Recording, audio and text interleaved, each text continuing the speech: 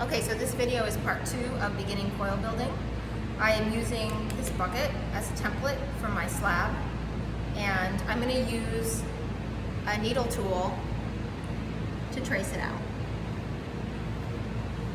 This is the most rudimentary approach because I'm not doing a custom shape here. I'm just taking what I have available in the studio, which sometimes is fine. All right, so I'm going to peel off the remainder. What am I going to do with this? I'm going to set it aside to re-wedge it and then use it again. So this is fresh, good clay. I'm not going to just throw it in a recycle bucket. I'm going to wedge it quickly. I find that if I don't do it right away, and then put it back in a plastic container, whether it's a bucket or a bag, I might not do it, and then it might get dried out and unusable for later. So this is going back in. This is going to go back in a plastic bag, and then I'm going to seal this because I have everything I need. I have my slab and I have my coils.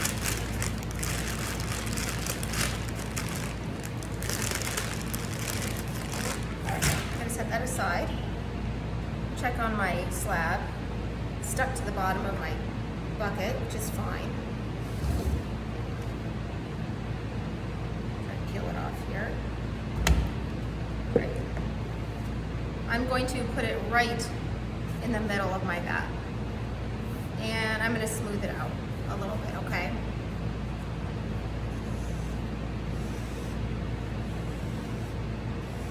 I can use the 90-degree angle on my rib to strategically smooth that. And you can see why it's really, really helpful to have a banding wheel, because I'm treating it just like a regular pottery wheel. All right.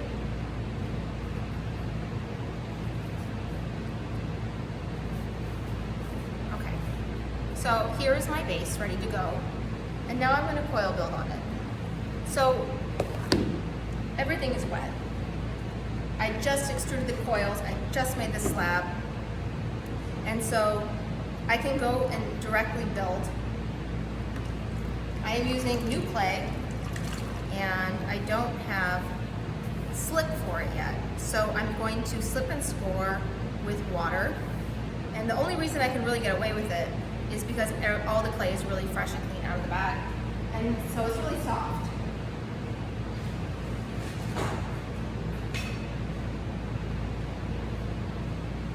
Alright, so this is my tool for slipping and scoring. They all kind of look like this. Little mini cones, sharp points at the end. And what I'm going to do is I'm going to run it around the edge where I'm going to put my first coil, okay? Put a little water in there.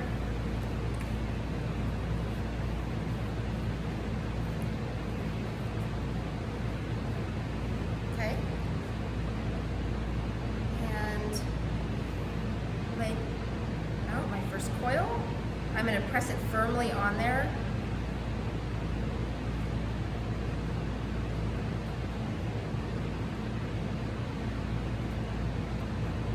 For my first coil, I like to cut it off here at the joint. I don't like to continue going. And so I like my first coil to be really even, because if the height of this first coil is even, everything else will subsequently, if I'm doing my job correctly, be even as well. So I'm going to take, you can take a fettling knife. I'll show you a fettling knife. You can take a fettling knife, and I'm going to cut it on a bevel. All right, so hopefully you can see this. I'm going to get real close here.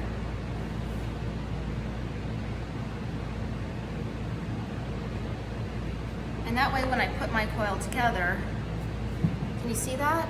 It's cut on the bevel. And now I'm going to blend it. And I'm going to make sure that everything is symmetrical and even. Now I'm just blending that coil together at the top with my finger. But now I'm going to blend it with my pottery knife, and I'm gonna use the convex part, and I'm gonna blend the outside first. And I'm gonna go from the top down, okay? Why would I go from the top down? Well, I don't wanna distort the slab base. Okay, so here we go. Top down.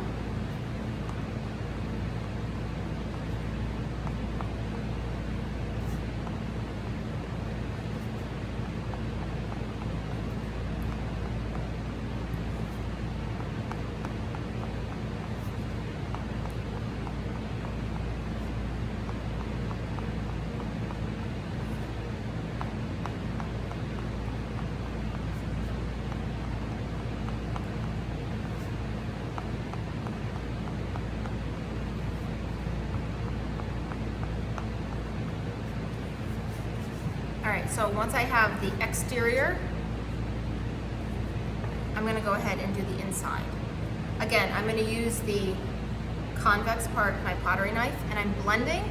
And when I blend, I'm making sure I'm not interfering with the top of my coil, because if I mush that around too much or blend it too much, it's gonna create an uneven top for my next coil to sit on. I want my next coil to sit right on that top edge. Okay.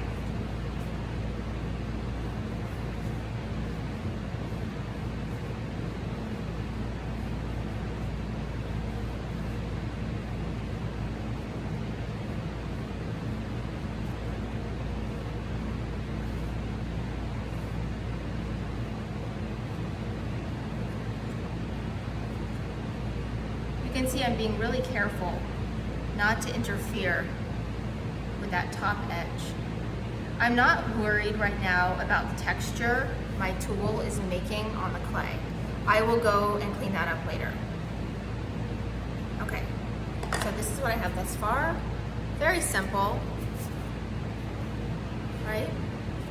And I'm just gonna eyeball it and spin it and make sure that everything is on center, because in this scenario, I'm just going for a very vertical cylinder. Next, I'm gonna very gently slip and score. So I'm scratching the surface. So we also call that scoring, slip and score. And I'm gonna just paint a little water into that. I have to make slip for every clay body, and this is a new clay body, so I don't have slip yet. But in my home studio, I would use my cone 10 slip if this was cone 10 porcelain. Here at Dominican, I'm generating slip for my students for the fall, and so I'm working on that in a 5-gallon bucket. So I'm always planning ahead as best I can, but on the fly, sometimes you make decisions to do what you can with what you have. Okay, so I'm gonna go in with my next coil, and I like to make sure one end is already kind of beveled. So I'm gonna take my pottery knife, and over here, I'm just gonna bevel the edge. And what that means is I'm just cutting it, okay? All right, my next coil is going on the top.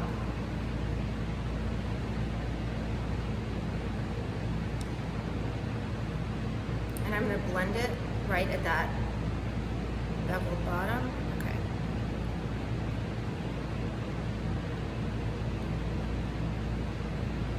Your first time doing this, it won't feel super easy because you're getting the hang of laying that coil on correctly and then also cutting that bevel. So here I've reached the joint. So what I'm gonna do is I'm going to cut it on the bevel there, okay? And this part takes some practice because you're eyeballing it, you know? So I'm using that pottery knife. Can you see? So I cut this on the bevel, and it's just gonna go right down. And if I do that correctly, it's gonna make a really nice joint. If you need somebody to help you with that part, ask. All right, so I have my next coil on top, and then I wanna make sure it's all lined up, the alignment is really good before I blend. And so when I'm blending, remember this rule of thumb. Convex part, and the pressure is going down, okay?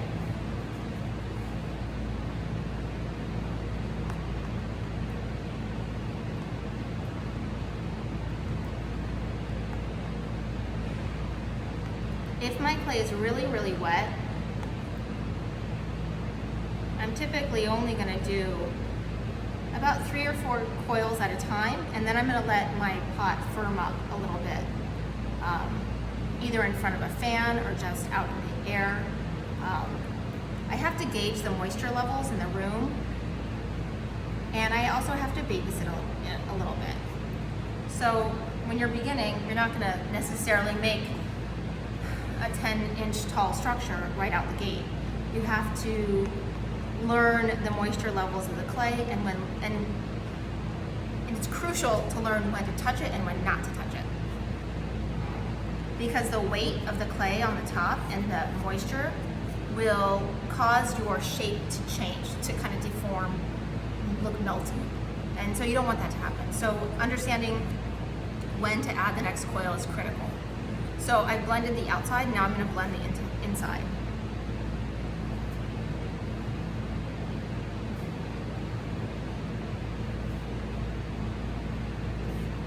I'm holding it like a pencil, and I'm always blending kind of at an angle. I'm not ever trying to go up and down, I'm going from like the top angle down.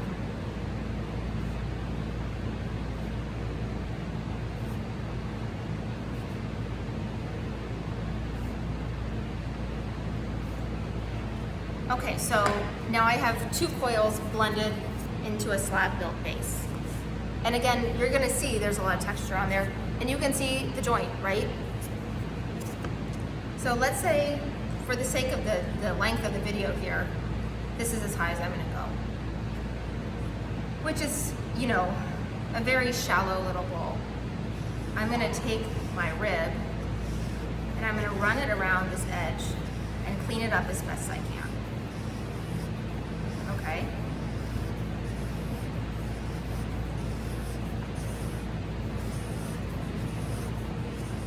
A lot of people have the idea that they're gonna add a lot of water right now with the sponge to clean it up.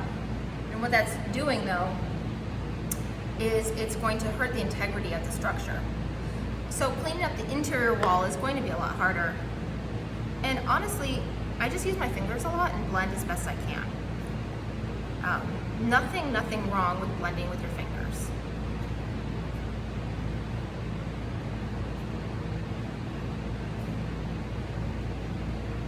So I'm blending on the inside, always making sure, just in case I change my mind, let's say I want to add more coils, paying special attention to any joints.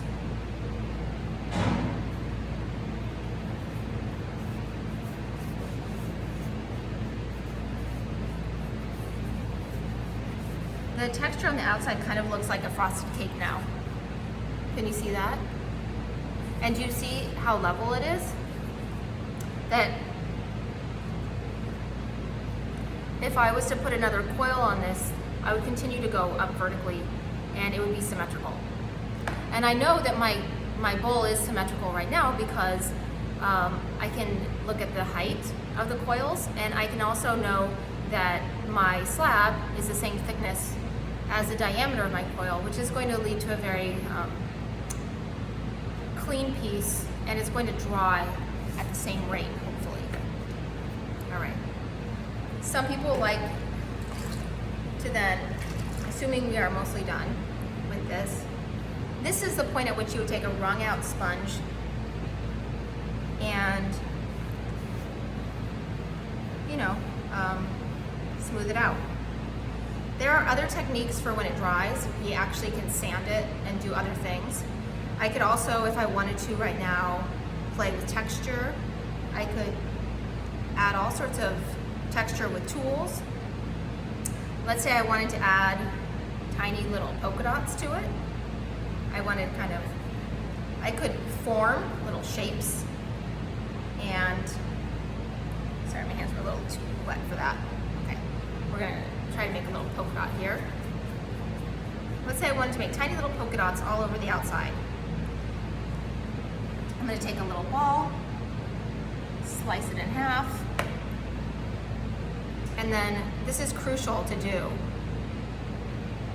You want to slip and score every detail that's dimensional. So this is my little polka dot.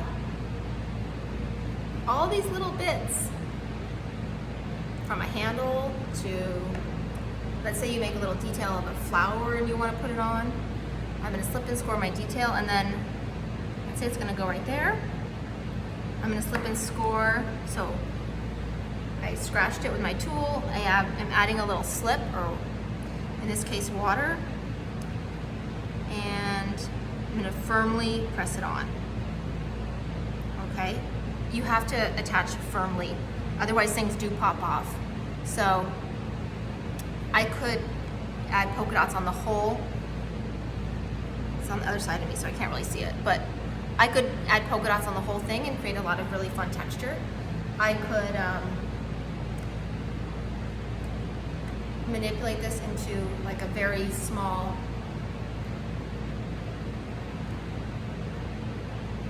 let's say I want like little petals. I want to go for a floral design. I could make little petals. As long as my detailing isn't too thick, so nothing exceeding, you know, 1/4 of an inch, we're going to turn this little polka dot into the interior of a flower here.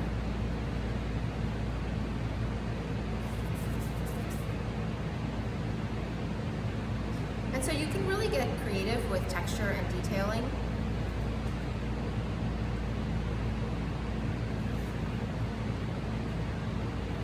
And that's really where you can use your imagination and think about all kinds of things that you might want to use the pot for, or things you might want to reference with the pot. All right, so, all right, here's my little makeshift flower from the other side. All right, and that is a very basic introduction to coil building.